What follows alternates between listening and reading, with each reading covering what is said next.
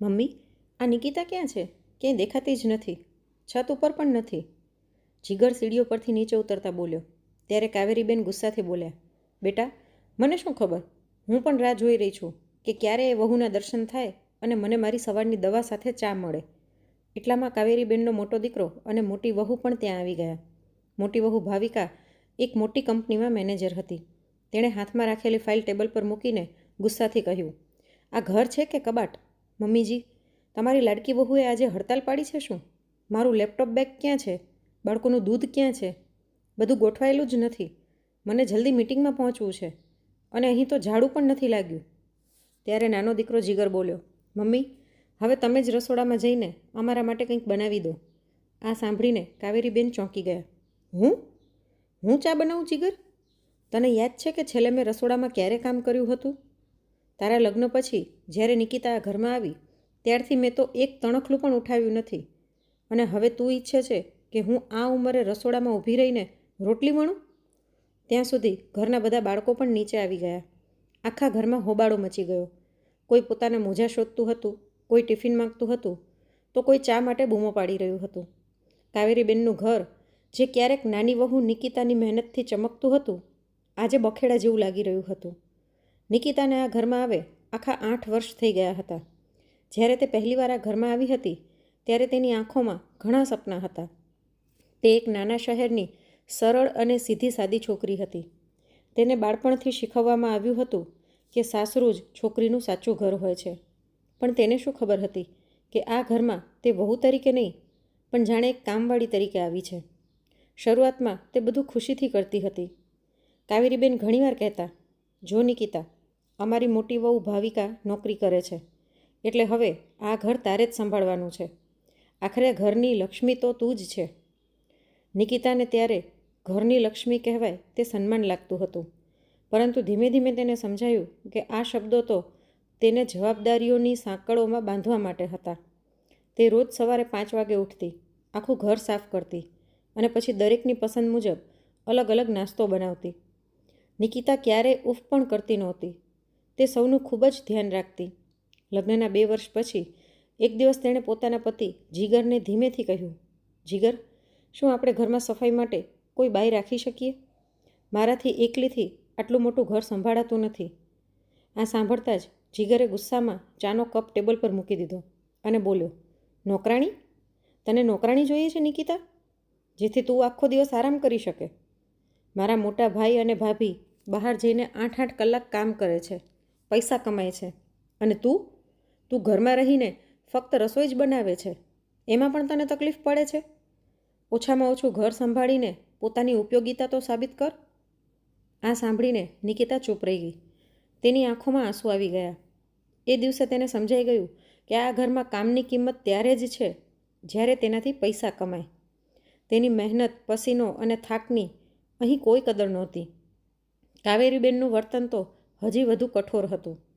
દર સાંજે જ્યારે બધા ભોજન માટે ટેબલ પર બેસતા ત્યારે તેઓ નિકિતાની નાની નાની ભૂલને પણ મોટો મુદ્દો બનાવી દેતા. સાંભળ જીગર, આજે તારી પત્નીએ દાળમાં મીઠું વધારે નાખી દીધું છે. મેં તેને હજારો વાર શીખવ્યું છે, પણ તેના દિમાગમાં તો કશું જ નથી. તેના પિતાએ દહેજમાં એસી અને વોશિંગ મશીન તો આપ્યા જ નહીં. વિચાર્યું હતું કે ઓછામાં ઓછું સારી દીકરી તો આપી હશે, પણ એ પણ નથી. આ સાંભળીને આખો પરિવાર હસવા લાગતો. નિકિતા ત્યારે રસોડાના ખૂણે ઊભી રહીને પોતાની સાડીના પાલવથી આંસુ લૂછતી. તેના આંસુ ગરમ ભોજનના ધુમાડામાં છુપાઈ જતા. તેની જેઠાણી ભાવિકા પણ ઘણીવાર કહેતી, નિકિતા, તારે તો આભાર માનવો જોઈએ કે તને આટલા મોટા ઘરમાં રહેવા મળે છે. નહીં તો જીગર માટે મારી બહેનનો પણ સંબંધ આવ્યો હતો. તે સોફ્ટવેર એન્જિનિયર હતી. પરંતુ મમ્મીજીએ વિચાર્યું કે ઓછી ભણેલી વહુ હશે તો ઘરના કામ સારી રીતે કરશે. હવે ઓછામાં ઓછું એ કામ તો સારી રીતે કર. આ રીતે અપમાનનો આ સિલસિલો વર્ષો સુધી સતત ચાલતો રહ્યો. નિકિતાનું મન રોજ થોડું થોડું તૂટી જતું, પણ તે ફરી પોતાને સંભાળી લેતી અને બીજા દિવસે સવારે 5 વાગે ફરી કામમાં લાગી જતી. તેને હંમેશા લાગતું કે એક દિવસ તો ઘરના લોકો સમજી જશે કે જે સાફ સુથરા ઘરમાં તેઓ રહે છે, જે ગરમ અને સ્વાદિષ્ટ ભોજન તેઓ આનંદથી ખાય છે, તેની પાછળ તેની કેટલી મહેનત અને તકલીફ છુપાયેલી છે.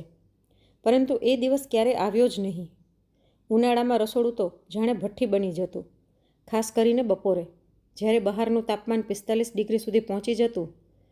એક દિવસ નિકિતા પરસેવાથી ભીંજાઈને ચૂલા સામે રોટલી વણી રહી હતી. ઘરના બધા પુરુષો અને મોટી વહુ ઓફિસે જઈ ચૂક્યા હતા. ઘરમાં 4 બાળકો હતા.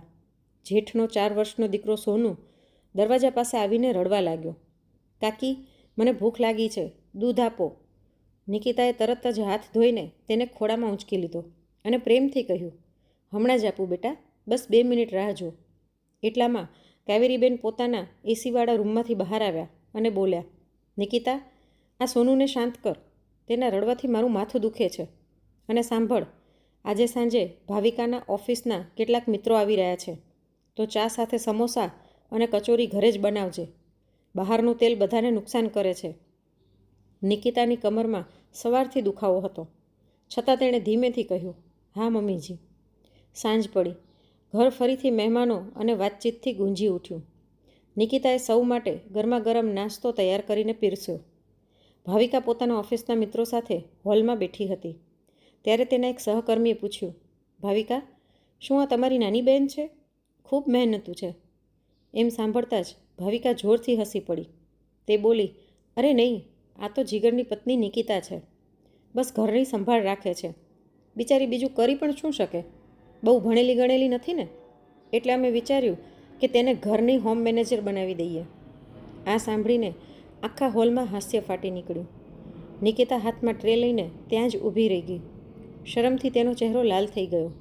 તે કંઈ બોલ્યા વગર શાંતિથી રસોડામાં ચાલી ગઈ અને સિંક પાસે ઊભી રહીને રડવા લાગી. ત્યારે તેણે જોયું કે તેની જેઠાણી ભાવિકા તેની તરફ જોઈને સ્માઇલ કરી રહી હતી. એ રાત નિકિતાએ રડી રડીને પસાર કરી. તેની આંખોમાંથી આંસુ અટકતા જ નહોતા. તેણે બારીમાંથી બહાર જોયું. ચાંદનીમાં આખું શહેર શાંતિથી ઊંઘી રહ્યું હતું. ત્યારે તેને સમજાયું કે તેણે પોતાની જિંદગીના 8 વર્ષ આ ઘરને આપ્યા અને બદલામાં તેને મળ્યું તો ફક્ત અપમાન અને અવગણના. તે રાત્રે તેને પોતાની મમ્મીની વાત યાદ આવી. બેટા, સહનશીલતા સ્ત્રીનું આભૂષણ છે.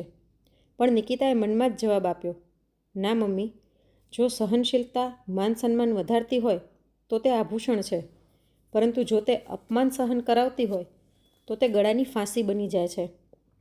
આગળની સવાર પણ એક નવી કડવાશ લઈને આવી. નિકિતાના માતા પિતા પોતાની દીકરીને મળવા આવ્યા હતા. તેઓ ગામડેથી શુદ્ધ ઘીના લાડુ અને નિકિતા માટે થોડા નવા કપડાં લઈને આવ્યા હતા. જેમ જ તેઓ ડ્રોઈંગ રૂમમાં દાખલ થયા, કાવેરીબેને સોફા પર બેઠા બેઠા જ તેમને ગુસ્સાથી જોવાનું શરૂ કર્યું. પછી તેમણે નાક ચડાવ્યું, જાણે રૂમમાં કોઈ ગંદકી આવી ગઈ હોય. નમસ્તે કાવેરીબેન, નિકિતાના પિતા રમેશભાઈએ હાથ જોડીને કહ્યું. પણ કાવેરીબેને જવાબ આપ્યો નહીં. તેઓ પોતાની મેગેઝિન પલટતા પલટતા બોલ્યા, હવે તો તમને તમારી દીકરી બહુ જલ્દી યાદ આવી ગઈ. અહીં કોઈ ધર્મશાળા નથી કે જ્યારે મન થાય ત્યારે થેલો લઈને આવી જાઓ. અને આ શું લઈને આવ્યા છો? અહીં સોફા પર ન મૂકતા, ગંદુ થઈ જશે. નિકિતા રસોડામાંથી દોડી આવી. પોતાની માને જોઈને તે તરત જ તેમને ગળે લાગી ગઈ અને રડવા લાગી. હાય મારી દીકરી, તું કેટલી નબળી લાગી રહી છે, તેની માએ પ્રેમથી કહ્યું. એટલામાં જીગર ઓફિસ જવા માટે નીચે આવ્યો. તેણે પોતાના સસરાને જોયા, પરંતુ પગે લાગવું તો દૂર, તેમને એક સાદું નમસ્તે પણ ન કહ્યું. ઘડિયાળ તરફ જોતાં તેણે નિકિતા પર બૂમ પાડી, નિકિતા, મારું ટિફિન ક્યાં છે? આ ફાલતુ મહેમાનોમાં જ વ્યસ્ત રહીશ કે મારું કામ પણ કરીશ? મને ઓફિસ માટે મોડું થઈ રહ્યું છે. રમેશભાઈનો ચહેરો ઉતરી ગયો. તેમણે ધીમા અવાજે કહ્યું, બેટા, અમે તો ફક્ત નિકિતાને મળવા આવ્યા છીએ. તેના પર જીગર વ્યંગથી બોલ્યો, અરે, તેને શું થવાનું છે? એને તો બસ કામથી બચવાના બહાના જોઈએ. આખો દિવસ ઘરમાં જ રહે છે. બહાર તડકામાં નીકળવું પડે તો ખબર પડે કે મહેનત શું હોય છે. અને તમે લોકો પણ આવતા પહેલાં ઓછામાં ઓછું ફોન તો કરી શકતા હતા ને? ઘરમાં પહેલેથી જ કેટલું કામ પડ્યું છે. ત્યારે કાવેરીબેને વાતમાં વધુ તીખાશ ઉમેરી, રહેવા દે જીગર, તેમના સંસ્કાર જ આવા છે. દહેજમાં તો એક પૈસો પણ આપ્યો નહીં, અને હવે અહીં મફતનું ખાવા આવી ગયા છે. પછી તેમણે નિકિતાને કહ્યું, જા રસોડામાં અને આમના માટે કોરી રોટલી અને દાળ બનાવી દે. વધારે કંઈ બનાવવાની જરૂર નથી. આ સાંભળીને નિકિતાનું લોહી ઉકળી ઉઠ્યું. તેને પોતાની પિતાની આંખોમાં એ જ લાચારી દેખાઈ જે તે છેલ્લા 8 વર્ષથી પોતાની આંખોમાં જોતી આવી હતી. તેના પિતાએ પોતાની આખી જીવનભરની બચત તેના લગ્નમાં ખર્ચી નાખી હતી અને છતાં આજે તેઓ પોતાની જ દીકરીના ઘરમાં જાણે કોઈ ગુનેગારની જેમ ઊભા હતા. બપોરે નિકિતાએ પોતાના માતા પિતાને પ્રેમથી ભોજન કરાવ્યું અને પછી તેમને બસ સ્ટેન્ડ સુધી મૂકવા ગઈ. જતાં જતાં તેના પિતાએ તેની હથેળીમાં 500 રૂપિયાની નોટ મૂકી અને ધીમેથી કહ્યું, બેટા, પોતાનો ખ્યાલ રાખજે. જો તને અહીં કોઈ તકલીફ હોય તો મને જરૂર કહેજે. તારો બાપ હજી જીવતો છે. નિકિતાએ એ નોટ પોતાની મુઠ્ઠીમાં મજબૂતીથી દબાવી લીધી. હવે તેની આંખોમાં આંસુ નહોતા. તેમની જગ્યાએ એક શાંત પણ મજબૂત આગ સળગી રહી હતી. બસ સ્ટેન્ડ પર ઊભી રહીને તેણે મનમાં નક્કી કરી લીધું કે હવે તે ચૂપ નહીં રહે. આગલી સવાર આવી. સૂરજ તો ઉગ્યો, પરંતુ રસોડામાં ચૂલો સળગ્યો નહીં. સવારે 6 વાગ્યા, પછી 7 અને પછી 8. આખા ઘરમાં અજીબ શાંતિ છવાઈ ગઈ હતી. સામાન્ય રીતે આ સમય સુધી નિકિતા ઘર સાફ કરી ચૂકી હોય અને નાસ્તાની તૈયારીમાં વ્યસ્ત હોય, પરંતુ આજે તે પોતાના રૂમમાં શાંતિથી બેઠી હતી. તેણે પોતાની સૌથી સારી સાડી પહેરી હતી. ત્યારે બહારથી કાવેરીબેનનો ઊંચો અવાજ સંભળાયો, એ ક્યાં મરી ગઈ? ચા ક્યાં છે? મારું માથું દુખે છે. થોડી વારમાં જીગર ગુસ્સાથી પગ પછાડતો રૂમમાં આવ્યો અને દરવાજો જોરથી ખોલી નાખ્યો. નિકિતા, આ શું નાટક છે? મારો નાસ્તો ક્યાં છે? બાળકો ભૂખથી રડી રહ્યા છે અને તું અહીં રાણી બનીને બેઠી છે. નિકિતાએ શાંતિથી જીગરની આંખોમાં જોયું. તેના અવાજમાં આજે એક નવી મજબૂતી હતી, જે જીગરે પહેલાં ક્યારેય સાંભળી નહોતી. તે શાંત પરંતુ દ્રઢ અવાજે બોલી, અવાજ નીચો રાખો જીગર, બૂમો પાડતા મને પણ આવડે છે. આ સાંભળીને જીગર ચોંકી ગયો. શું કહ્યું તે? મારી સાથે આ રીતે વાત કરવાની તારી હિંમત કેવી રીતે થઈ? નિકિતા ઊભી થઈ અને રૂમમાંથી બહાર આવી. હોલમાં આખો પરિવાર ભેગો થઈ ગયો હતો. બધા તેને એમ જોઈ રહ્યા હતા જાણે તેણે કોઈ મોટો ગુનો કર્યો હોય. નિકિતાએ કાવેરીબેન તરફ જોઈને કહ્યું, મમ્મીજી, તમે કાલે કહ્યું હતું ને કે ઘરમાં કોઈ ખાસ કામ નથી, અને જીગર, તમે કહ્યું હતું કે મારી ઓકાત તો ફક્ત કચરા પોતા સુધી જ છે. તો આજે મેં વિચાર્યું કે જ્યારે ઘરમાં કોઈ કામ જ નથી અને મારી કોઈ કિંમત જ નથી, તો આજથી હું પણ કોઈ કામ નહીં કરું. ત્યારે મોટી વહુ ભાવિકાએ વ્યંગથી કહ્યું, વાહ, અનપઢ મહારાણી આજે હડતાલ પર છે શું? આ નાટક બંધ કર નિકિતા, મારે ઓફિસ જવું છે. જા મારો નાસ્તો બનાવી આપ. નિકિતાએ ભાવિકાની આંખોમાં આંખો નાખીને શાંતિથી જવાબ આપ્યો, તમે તો મેનેજર છો ને, મેનેજમેન્ટ તમને ખૂબ સારી રીતે આવડતું હશે. તો આજે ઘરનું મેનેજમેન્ટ પણ તમે જ સંભાળી લો. અને હા, તમે તો ઘણીવાર કહો છો ને કે હું આખો દિવસ અહીં મફતની રોટલી ખાઉં છું, તો આજથી એ રોટલીઓ તમે જાતે બનાવીને ખાઈ લેજો. કાવેરીબેન ગુસ્સાથી બૂમ પાડતા બોલ્યા, જીભ સંભાળીને વાત કર નિકિતા, તું આ ઘરની વહુ છે એટલે કામ તો કરવું જ પડશે. આ સાંભળીને નિકિતા હળવેથી હસી અને બોલી, મમ્મીજી, શું તમે ખરેખર મને આ ઘરની વહુ માનો છો? જો હું ખરેખર વહુ હોત ને તો આજે મારા માતા પિતાનું આ ઘરમાં અપમાન ન થયું હોત. જો હું વહુ હોત તો મારી તબિયત ખરાબ હોય ત્યારે મને ટોણા નહીં, દવા મળી હોત. તમે મને વહુ તો ક્યારેય માની જ નથી, નોકરાણી પણ નહીં, કારણ કે નોકરાણીને તો પગાર અને રજા બંને મળે છે. તમે મને એક એવી મશીન સમજી જે વગર આરામે અને વગર સંભાળે સતત ચાલતી રહે. એટલામાં જીગર આગળ વધ્યો અને નિકિતાનો હાથ પકડવાનો પ્રયાસ કર્યો. ઘણું બોલી ગઈ, હવે શાંતિથી રસોડામાં જા, નહીં તો. નિકિતાએ તરત જ પોતાનો હાથ છોડાવી લીધો અને દ્રઢ અવાજે કહ્યું, નહીં તો શું જીગર, મારશો મને? ઘરમાંથી કાઢી મૂકશો? કાઢી મૂકો. આખરે આ ઘરમાં હવે મારું બચ્યું જ શું છે? મારું આત્મસન્માન તો તમે લોકોએ પહેલેથી જ કચડી નાખ્યું છે. આજથી આ ઘરમાં ઝાડુ નહીં લાગે, પોતું નહીં થાય અને રસોડામાં ચૂલો પણ ત્યારે જ સળગશે જ્યારે અહીં રહેતો દરેક માણસ પોતાની જવાબદારી સમજશે. પછી નિકિતાએ કાવેરીબેન તરફ જોઈને કહ્યું, મમ્મીજી, આજે તમારી ચા તમે જાતે બનાવી લેજો. કદાચ ત્યારે તમને સમજાશે કે ગરમીમાં 180 ડિગ્રી ગરમ ચૂલા સામે કલાકો સુધી ઊભું રહેવું કેવું હોય છે. આ કહીને આખા ઘરમાં શાંતિ છવાઈ ગઈ. નિકિતાએ પોતાનું બેગ ઉપાડ્યું અને પાછળ જોયા વગર ઘરની બહાર નીકળી ગઈ. આજે તે ક્યાંક ખાસ જગ્યાએ જતી હતી, પોતાની ઓળખ શોધવા. નિકિતાના ઘરની બહાર નીકળતા જ કાવેરીબેન સોફા પર બેસી ગયા અને ઊંચા અવાજે રડવાનું નાટક કરવા લાગ્યા. હાય રામ, કેવી વહુ છે! સાસુને ભૂખી તરસી મૂકીને ચાલી ગઈ. જીગર, જોઈ લે તારી પત્નીના લક્ષણો. આજે તો મારું નાક કાપી નાખ્યું. જીગર ગુસ્સાથી લાલ પીળો થઈ રહ્યો હતો. તે બોલ્યો, મમ્મી, તમે શાંત રહો, તેને જવા દો. 2 કલાકમાં ભૂખ લાગશે ને તો પોતે જ પાછી આવી જશે. આખરે જશે ક્યાં? તેના પિતા પાસે તો કંઈ છે નહીં. પણ સમય પસાર થતો ગયો. સવારના 10 વાગી ગયા. ઓફિસ જવાનો સમય પણ નીકળી ગયો. મોટો દીકરો પોતાની ફાઇલ શોધી રહ્યો હતો.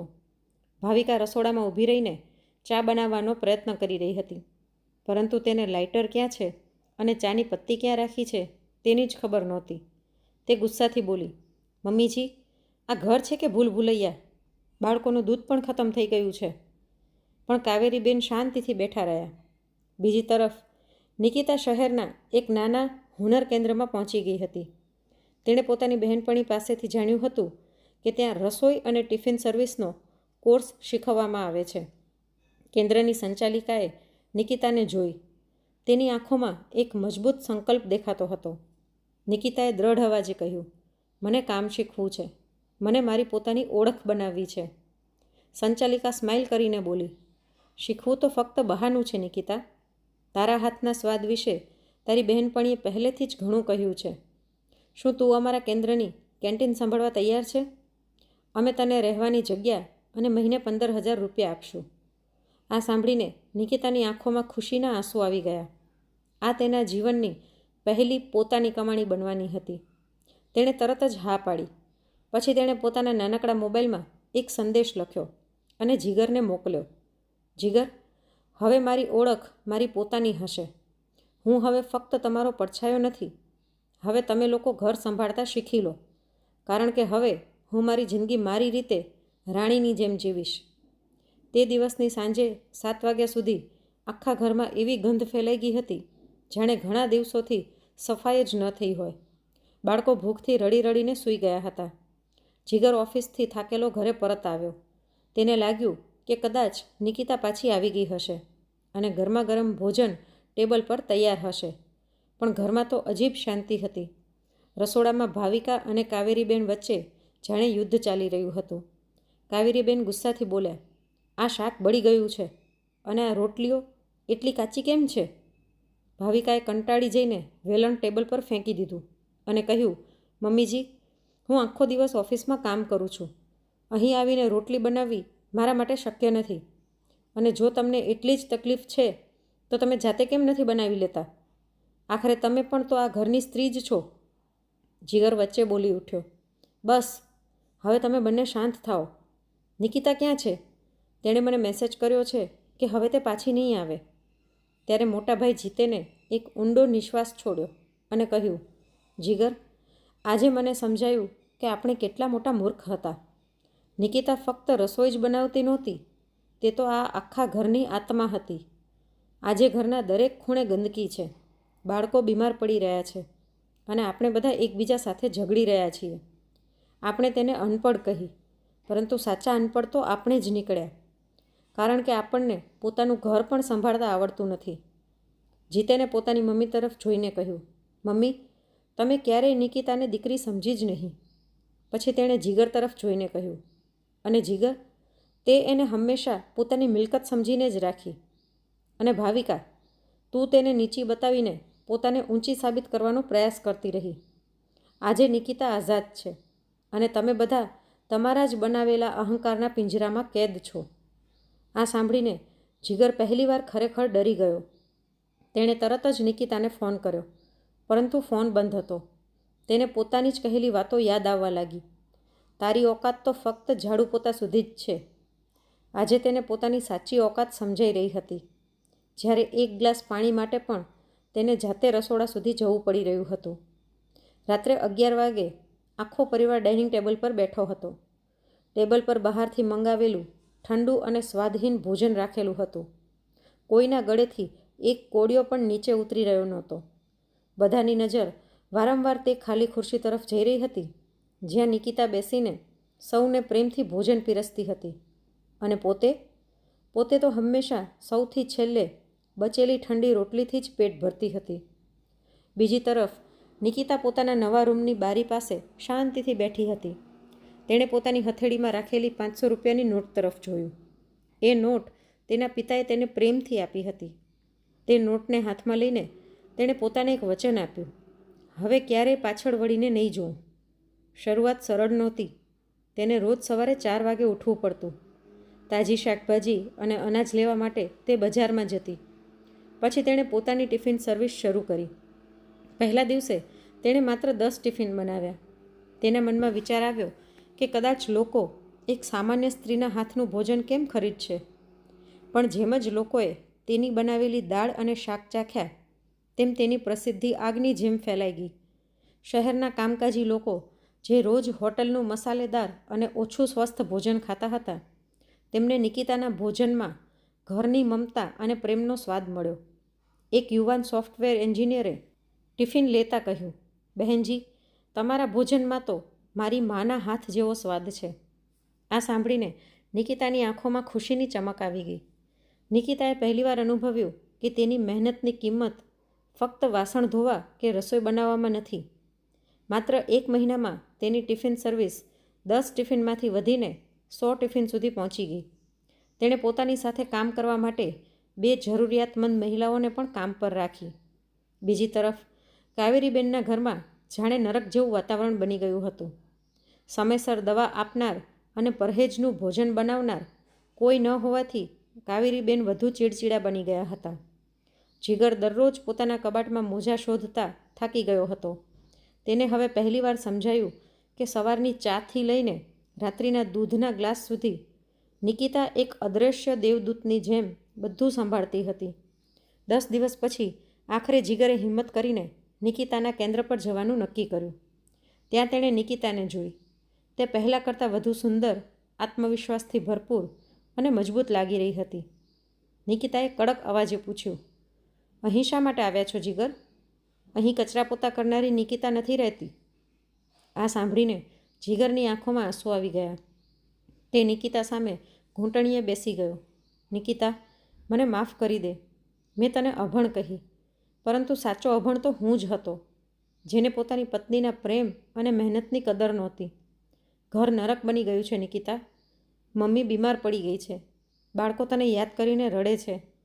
પ્લીઝ ઘરે પાછી ચાલ. નિકિતાએ શાંતિથી તેની તરફ જોયું અને કહ્યું, જીગર, ઘર નરક એટલા માટે નથી બન્યું કે હું ત્યાં નથી. ઘર નરક એટલા માટે બન્યું છે કારણ કે ત્યાં માનવતા નથી. તમે મને એક મફતની મશીન સમજી હતી. તમને યાદ છે જ્યારે મારા માતા પિતા આવ્યા હતા ત્યારે તમે શું કહ્યું હતું? તમે તેમની ગરીબીનો મજાક ઉડાવ્યો હતો. જીગર રડતા રડતા બોલ્યો, હું બધું સુધારી દઈશ નિકિતા. હું મમ્મીને પણ કહીશ કે તેઓ તારી માફી માંગે. નિકિતાએ દ્રઢ અવાજે કહ્યું, માફી શબ્દોથી નથી મળતી, તે વર્તનથી સાબિત થાય છે. હું ઘરે પાછી આવીશ, પરંતુ મારી પોતાની શરતો પર. હવે હું સવારે 5 વાગે ઉઠીને બધાની ગુલામી નહીં કરું. ઘરના કામમાં દરેકે થોડી થોડી મદદ કરવી પડશે. મમ્મીજીએ રસોડામાં મારી મદદ કરવી પડશે. ભાવિકા દીદીને બાળકોની જવાબદારી સંભાળવી પડશે. અને જીગર, તમારે મને એક સ્વતંત્ર સ્ત્રી તરીકે સ્વીકારવી પડશે. જીગરે માથું ઝુકાવીને કહ્યું, મને તારી દરેક શરત મંજૂર છે. બસ એકવાર ઘરે પાછી આવી જા. નિકિતાએ તેને એક ટિફિન આપ્યું અને કહ્યું, આ લો આજનું ભોજન. કાલે હું ઘરે આવીશ, પરંતુ વહુ બનીને, નોકરાણી બનીને નહીં.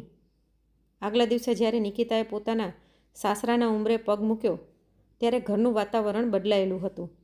કાવેરીબેન દરવાજા પર આરતીની થાળી લઈને ઊભા હતા. તેમની આંખોમાં હવે પહેલાંનો અહંકાર નહોતો. તેના બદલે શરમ અને પસ્તાવો દેખાતો હતો. તેઓ ધીમા અવાજે બોલ્યા, મને માફ કરી દે બેટા. મેં ઉંમરનું બહાનું લઈને તને ઘણું દુઃખ આપ્યું છે.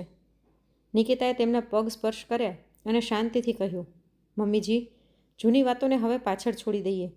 ફક્ત એટલું યાદ રાખજો કે ઘરનો પાયો ત્યારે જ મજબૂત રહે છે જ્યારે તેના દરેક પથ્થરને માન સન્માન મળે. જેઠ જીતેન અને જેઠાણી ભાવિકા પણ ત્યાં જ ઊભા હતા. ભાવિકા આગળ વધી અને નિકિતાને ગળે લગાવતા કહ્યું, નિકિતા, મને ગર્વ છે કે તે જે કરીને બતાવ્યું ને તે હું મારી MBAની ડિગ્રી લઈને પણ કરી શકી નહીં. તે અમને માણસ બનવાનું શીખવી દીધું. તે રાત્રે ઘરમાં ફરીથી ભોજન બન્યું. પરંતુ આ વખતે નિકિતા એકલી નહોતી. જીગર શાકભાજી કાપી રહ્યો હતો, જીતેન ટેબલ ગોઠવી રહ્યો હતો અને કાવેરીબેન બાજુમાં બેસીને નિકિતા અને ભાવિકાને પોતાની જૂની વાનગીઓની રીતો સમજાવી રહ્યા હતા. 8 વર્ષ પછી આજે સાચા અર્થમાં તે ઘરમાં શાંતિ આવી હતી, કારણ કે હવે ત્યાં કોઈ આદેશ આપનાર કે કોઈ ગુલામ નહોતું. દરેકની મહેનતને તેનું યોગ્ય સ્થાન મળી ગયું હતું. તો મિત્રો, નિકિતાએ પોતાના હક માટે પગલું ઉઠાવીને સાચું કર્યું કે ખોટું?